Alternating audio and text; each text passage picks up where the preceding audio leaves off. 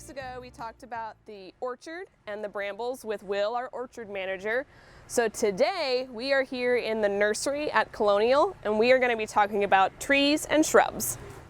So trees and shrubs are different from what you guys have in your learning garden, and there's one big reason why. The main reason is their stem. So trees and shrubs are what are called woody plants. Those plants get a really thick bark on the outside so that they're protected from the elements and protects their circulatory system that we talked about when we talked about water. Herbaceous plants are different. Those are the ones that you have growing in your garden. They're very soft, so when you squeeze them, you can crush them and water can come out. That's what makes them an herbaceous plant. They're softer and they're a little bit more susceptible to damage than a woody plant would be. So since shrubs and trees are both woody plants, they're very similar, but they do have some key differences. So a tree has one single main trunk that gets really, really big and really strong to hold the tree up, and then it puts all of its leaves at the top of the tree. So it doesn't really have any branches along the bottom, just has branches on the top. Shrubs are different.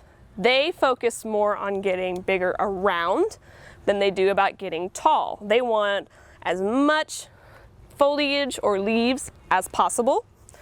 So as you'll see on this guy, he does have a couple really big main stems, but he has lots and lots of little stems that are coming off all over the place. So it's very different from this tree that we have sitting next to us. So why do we even care about trees and shrubs? There are a couple really big reasons why we need to care about what trees and shrubs we have on our property and why they're important. So the first main one is they take carbon dioxide from the atmosphere and they turn it into oxygen that we can breathe. The second reason that we need trees and shrubs is because they also take that carbon from the atmosphere and they actually store it in the soil. So by doing that, they help to fight global warming. The third reason that we like to have trees and shrubs on our property is because they actually provide noise protection for your house. So that's why a lot of houses will put trees and shrubs right around the walls of the house, because it helps keep you from hearing like road noise and things like that while you're trying to sleep. And then the fourth reason that we like to have trees and shrubs on our property is because having them actually increases the value of your property.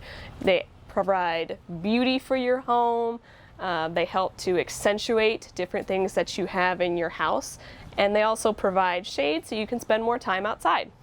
Your learning garden shouldn't have changed a whole lot, so just keep harvesting, keep taking care of it, keep watering, all the stuff that we've talked about in the past. You guys are doing great, and we're getting really close to the end of this program, so just keep on trucking. Thanks, guys!